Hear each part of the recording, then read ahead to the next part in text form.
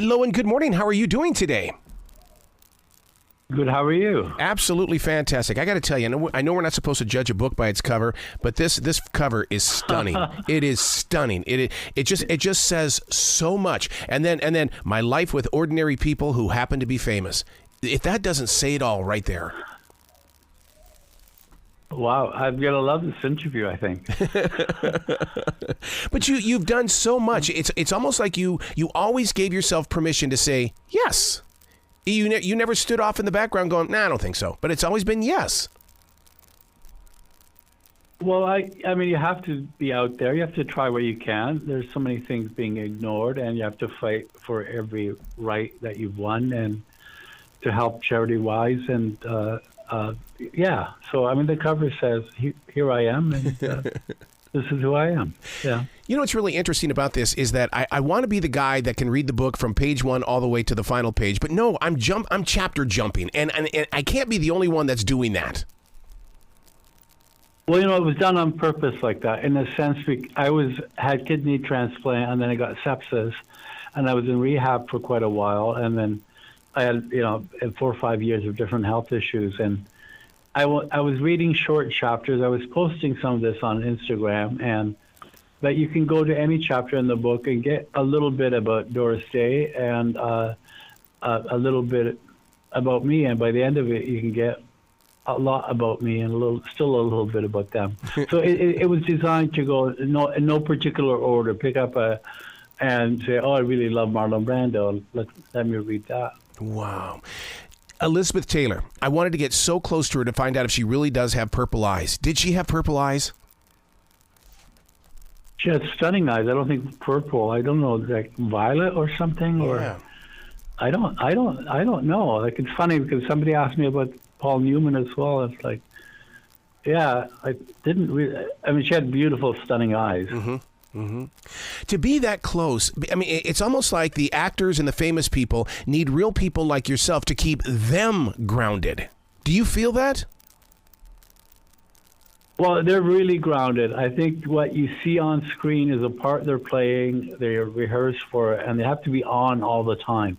And giving them a chance not to be Elizabeth Taylor, not to be Paul Newman, just to be like, hey, and I think that's with a lot of people that everybody has bad days and good days, and somebody will say, well, I ran into so-and-so and they didn't talk to me, they wouldn't give me an autograph, but they can't be that person all the time. And the same thing, everybody sets somebody up on a pedestal and then wait for them to fall. And I think that's kind of a lot of the book was just asking, hey, Elizabeth Taylor, do you want to come over for coffee and try jewelry on? And you never think, yeah, sure. But that's what happened. Or Marlon Brando, like, where can I get Lebanese food? Or Ella Fitzgerald, and I say, my mom. And then you begin bringing them food regularly. Wow. You're so generous in the way that even sharing a bottle of olive juice with Celine Dion's manager/husband, I mean, that's giving. Well, that olive oil is from Lebanon, and he's from Lebanon. Yes. And you have to. I even dare take one to Paul Newman's house, Paul and Joanne Woodward, like in the salad, But it's from our own family vineyards or groves, and so that was a way of getting to Celine, is to go through her husband in a way. Wow. You're so up close and personal inside these stories. And what I mean by that is that even when Ben Vereen is singing you a song, you place us into that experience with you. Well, I had done dialysis like for 7 years before the kidney transplant, and you're hooked up to you're helpless. You're hooked up there to every, like, the drawing blood from here and all these veins, and then to have somebody on your phone when you're thinking about, looking out the window and seeing a park you'd like to walk out one day, and then somebody calls you like Ben Vereen or Jesse Norman and sings to you on the phone. And it's like, it's not, even thinking back on them now, it's not, doesn't seem like a real experience. We just saw Ben Vereen recently in New York and found out that, he's godfather to Usher Wow. Yeah, yeah, and yeah. So it was like, what? Yeah. You think all of these celebrities were huge, who were like everybody's, and then later in their career, like the rest of us, sometimes they can't find a part, or they're discarded because of weight or age or any of those things. Yeah, they were the best at what they did. Wow. Well, look at the part that Mary Tyler Moore went through. I mean, she was always, the TV sitcom, beautiful woman we were so madly in love with, and then all of a sudden she makes that big step, and my God, it's almost like you were meant to be in every position of change for these people. Yeah, yeah. I mean, Mary Tyler Moore was diabetic as well, and we met through that. And incredible person. And she's a dancer. She was a singer. I think she was like something like 18 or something when she did the Dick Van Dyke Show. I mean, she was very young, playing his wife, Laura Petrie, and then to see her in Ordinary People. I mean, as a incredible, like as an actress, and but very generous, very giving. Nothing at all about pretense or whatsoever. Wow. I have got Andy Warhol planted deeply inside my soul, because there was just something about Andy and his expression of art that continues to drive me, on this journey of creativity. To be as close as you were and to experience Andy Warhol, my God, I mean, that had to have been a moment. You look back, and it's the same thing as artists today that you meet, or somebody that and I think once you think of them as unavailable, or you can't be the same person on their level, then you get shy and you don't go up and talk to them. You have to have your own energy, and you have to have your own intelligence going in. Yeah. Hey, I want to know why this, I want to know why that, or why would you tell the media? Why would you play with the media and tell them you're a virgin when your partner is cooking in the kitchen, or you only, no one's going to believe that. But people printed that all you ate for 20 days was Campbell's soup. But, I loved Andy in that way. I loved Andy that he didn't take his own celebrity seriously. He didn't take any of it seriously. And, and some of the art, he left some of the pieces that other people could use the same prints to do the Sunday Bee morning, and anybody could do a Warhol print. And on some of them, he signed them as, my signature is not as good is as good as yours. So I think that defines his popularity, and his idea of art for everyone is not supposed to be only for certain people in museums. And he wasn't always about the paintings, because I went to a show of Andy's out in Los Angeles, and it was all photographs with Polaroid pictures, and I was just as blown away. Yeah, he did his Polaroids first before he did the portraits. Really? So he would go to the village, any stars, he would do a Polaroid of Elizabeth Taylor, or a Polaroid Liza Minnelli, or any of his stars. And even when he did the transgender series, way before anybody was talking about it, he went to the village and took shots of Marsha Johnson and all the activists, the trans activists then. We have quite a few of his Polaroids as well. But he also started doing ads first years ago, and he did sex drawings in 1950s that were at a show in New York. And so, I mean, Andy's one of those people, like a celebrity, that everybody pigeonholes and wants to know, why you did this or why you do that, or wants a little tidbit without going more deeply into what drove him, what made him who he is, what inspired him, and how much he gave back. All of his art, the Andy Warhol Foundation, he left the foundation, has given like $400 million worth of art and stuff to institutions. Yeah, so people don't look at what someone does with their celebrity. They only look up the celebrity, themselves, a big poster image. Do you see celebrity as being just a gift, or just not a toy, but just something that just happened? You happened to be in the right place at the right time, and you got to be in a movie, or you got to perform. And because, I mean, it was Randy Bachman that told me that, he says, I don't know why it happened. It just did.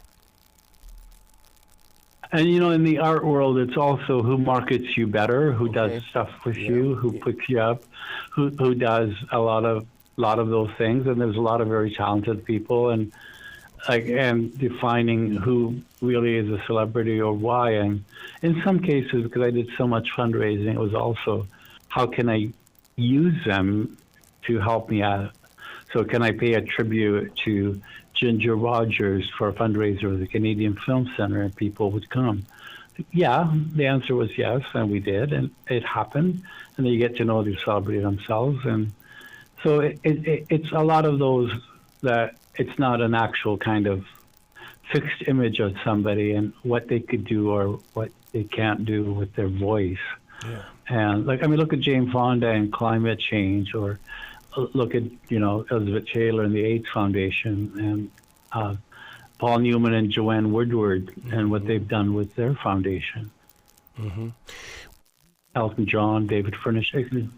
You see the glitter in Elton John and David Furnish, and that's how much their AIDS Foundation has done. They've been a couple for a long time, and I think in the world out there, being an example internationally, and where there's still 69 countries where it's illegal to be gay, just being out there and being yourself is a huge fight against stigma, against all kinds of different laws that are happening against queer people, against people with AIDS, against trans people.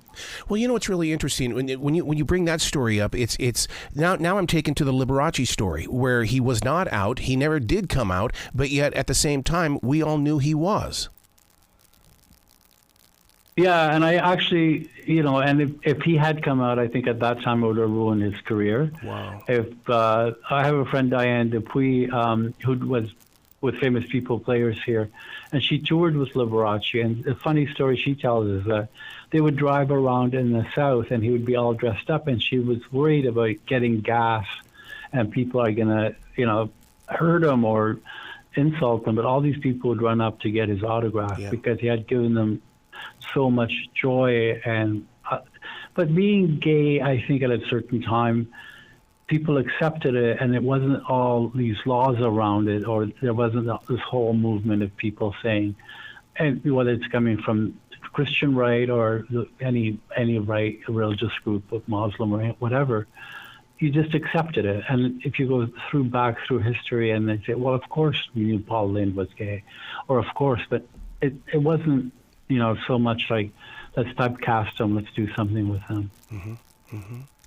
But imagine how hard it is, though, for an actor or for someone being out there to have to play, a role in a movie, a role in and still lie about their own life. Still have to play a role when they come and see somebody or in an interview. Mm-hmm. Rock Hudson. That right away, I'm thinking of Rock Hudson. Rock Hudson. Yeah. But everybody in Hollywood knew Rock Hudson was gay. Really? Like when you say, like everybody, and of course your friends are gay, because if you're somebody, Elizabeth Taylor, I don't know what I say on air here, but said, of course, like she knew James Dean was gay, she knew Montgomery Clift was gay, and the answer is like, how did you know? I said, well, I have to sleep with them. Of course, how would you know? Same with Doris Day. It's like it was not. I mean, like anybody who's straight and working with someone, and they're single, and if it's a woman or something, you want to see where that goes, and so everybody. It wasn't a secret until it became more in the press, or where you could, kill your career or kill your life, and so it was. People protected people in a sense, and so many Hollywood stars, and that's. Where did you learn your art of communication? Because you really know how to warm someone's soul up. No wonder you have been with so many people who wear the label of fame, but also wear the label of I'm just a regular person. I didn't care about their fame. I want to know somebody. Honestly, it's like, what can you do for me? And I one of the interviews I did earlier, there's a little farmer's market here where I've been going for 30 years, and the woman there, like, there was a necklace that came out, a pearl necklace called the Salah necklace, And she's always shows me what new as far as fruits and vegetables and everything coming in. And I gave her a necklace for Christmas, and she's still can't stop talking about it. And she's never had pearls. But at the same point, Margaret Atwood has never had pearls. And so I gave Atwood the same necklace, and I told her the story about this woman from Alberta Farms. And she said, I want to meet her. That's where I want to go meet her. Wear my pearls, have her wear her pearls, and you take a shot. So it's little things, gestures that everybody is trying. And at the end of the day, I think someone's performance lives on, maybe on screen or something, but as they get older, they're not the flavor of the day anymore. They're not, and back then they didn't also come with 40 publicists and 12 bodyguards and stuff. Wow. Where can people go to find out more about you and continue to share their love with you? There's salahbachir.com, SalahBachir.com. And the book's available everywhere, but Amazon has a great deal on it right now. Okay, excellent. How's that for a pitch? You got to come back to this show anytime in the future. The door is always going to be open for you. I would love that. I would love to talk to you more. Excellent. Well, you be brilliant today, okay? You too. Thank you.